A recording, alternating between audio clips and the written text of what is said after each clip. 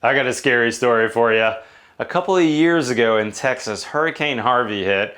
Now, I wasn't nearly as bad as my friends in Houston that got flooded out, but you know what? I lost power for 3 days in a really hot and uncomfortable time.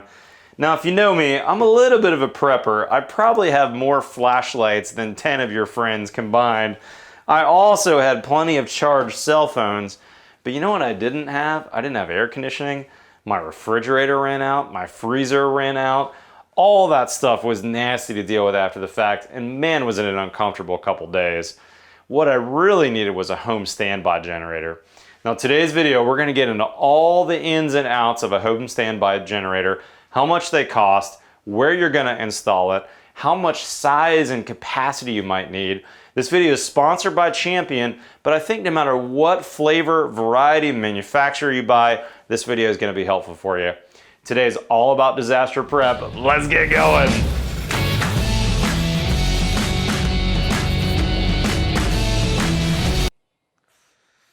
All right, so I don't need to tell you about all the crazy natural disasters that happen. I told you my hurricane story. If you're in the West Coast, you're probably dealing with wildfires, brownouts, earthquakes. There's all kinds of crazy stuff that can happen that you might want one of these for. Now, first off, when we think about generators, let's talk about fuel sources. All the portable units are pretty much gas powered, and gas is very energy dense. But when you're talking about one of these, we don't want something that we're going to have to refill. We want to connect it to a very big tank or a nearly limitless supply. So your two main options when we're thinking about standby units for your house are either going to be propane or natural gas. Now, propane is more fuel rich or more energy rich per gallon than natural gas is. So when you see the ratings on generators, you're going to see a higher rating, and that's usually the propane rating. So this particular model I'm putting at my house, 14 kW, 14,000 watts. But I've connected this one to my natural gas line, which means it's slightly less output, 12,500 watts on this particular model on natural gas. Now let's think about this though. Natural gas I love because it's running underground. Where I am in Texas, it's not prone to, I don't have earthquakes or other issues. I don't have shutoffs in the natural gas system. So if I had a massive hurricane, if my power goes out, I could pretty much run limitless on natural gas. I'm never gonna run out of fuel. Propane, on the other hand, can be a really good choice, especially if you already have propane to fuel your water heater, your furnace, your cooktop, that sort of thing. Because you've got that big tank already, it can be nice to hook this up to that. The other nice thing about propane is you don't have to worry about the natural gas company shutting you off, especially if you're in a, an earthquake-prone area. They do occasionally shut off natural gas in those spots. But when you're planning one of these generators, you really want to consider getting a professional out. I think that's your best choice. Now, Champion has a great website to talk about sizing, so you can try and figure out how much am I going to want to run on my house. Your electrical appliances, do you have gas or electric for your heating? Are you going to want to run your air conditioner in the summer? All those kinds of things. But you also can find a dealer there, and it is a good idea to get a pro involved when it comes to scoping this out and getting this installed for you, because a pro can help you in terms of all the site assessment.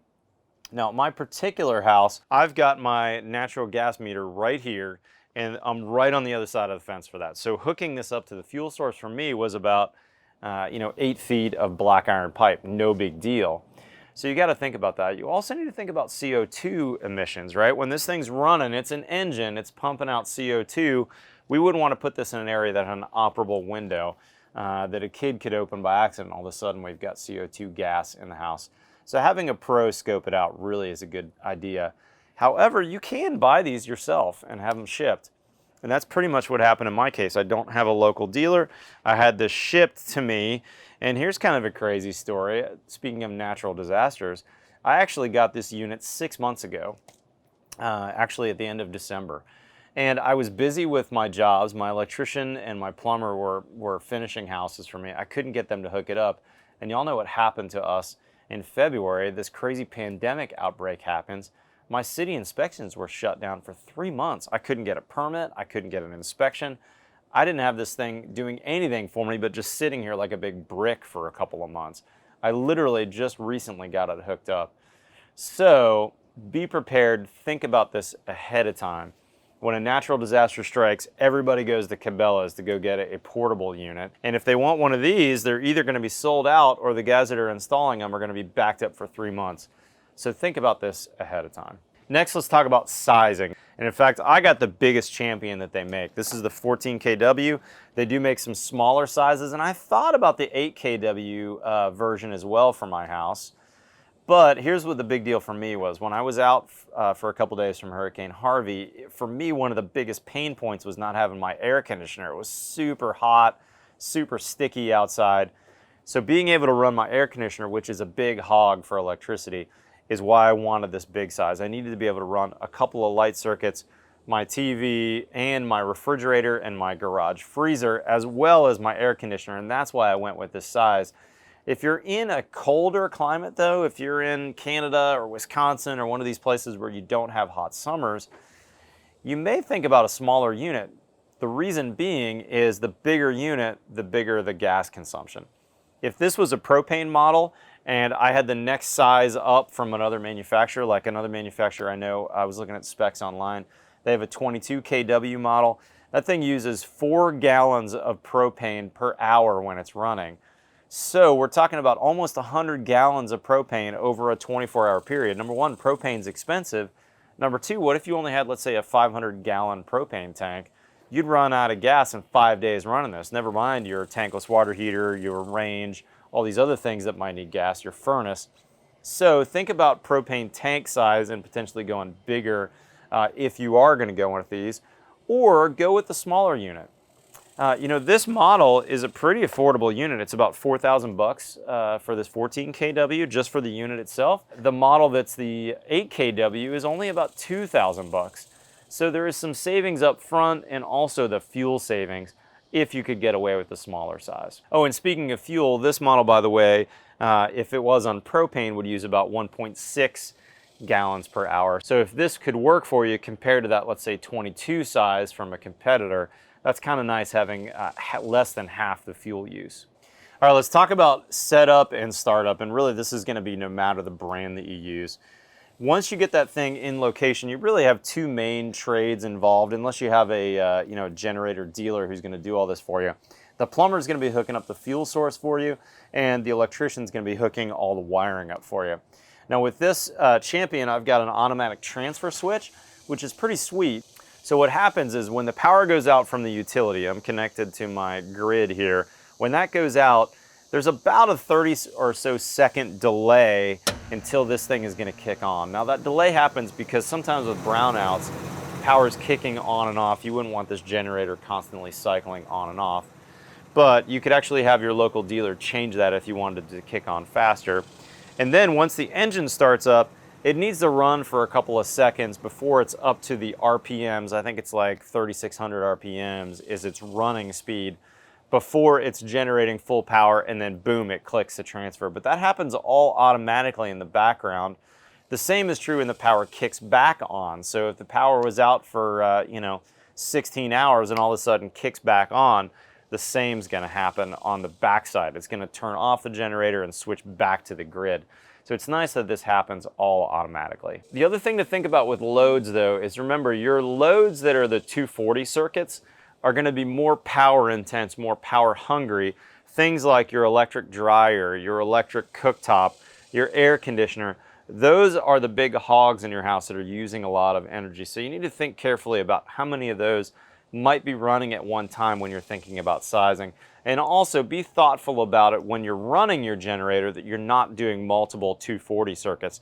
Let's talk cost for a minute. I mentioned earlier this unit runs about $4,000. The smaller 8 kW you might get for about $2,000. At a minimum, you're going to spend at least, I would say, $1,000 on your trades getting this hooked up. Don't forget you've got permit costs too. That's going to vary big time depending on where you are in the country. In California, permits are more expensive. You might have longer lines to hook up. So it could be multiple thousands of dollars. But I would say for a generator like this one, as little as $5,000, maybe as much as $10,000 to install. The next size down you certainly could do, it looks like, depending on where you are in the country, for $5,000, maybe not too much more than that. So these aren't as expensive as maybe you initially thought they were.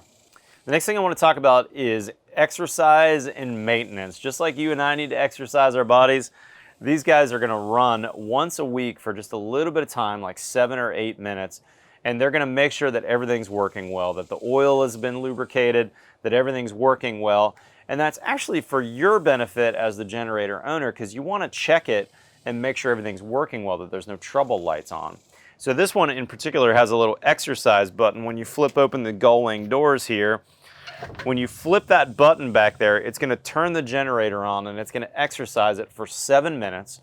And then 7 days from now, it's going to do the exact same thing. So if I flip it on now, let's say it's 2 o'clock in the afternoon, 7 days from now, it's going to do the exact same thing and run for 7 minutes. Now maintenance, there is a little bit of maintenance to do. We need to change the oil after about 100 hours, and then check your manual because you want to check your schedule on that. You really want to make sure that when I need it, this thing's ready to go.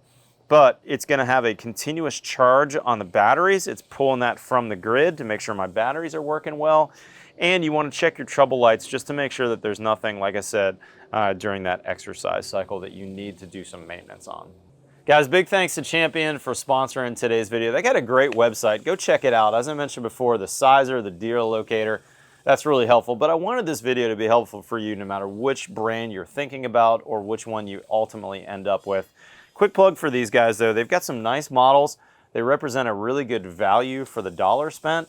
And by the way, they've got a 10-year warranty, which from what I've seen looks like about the best in the business. So you've got a lot of peace of mind with one of these units. Check their website out to learn more information on that. Guys, if you're not currently a subscriber, hit that subscribe button below. We've got new content every Tuesday and every Friday. We talk about building science, we talk about products, we talk about how to build a better house, and I really enjoy making these videos. So join me, hit that subscribe button, you won't miss any of our new content.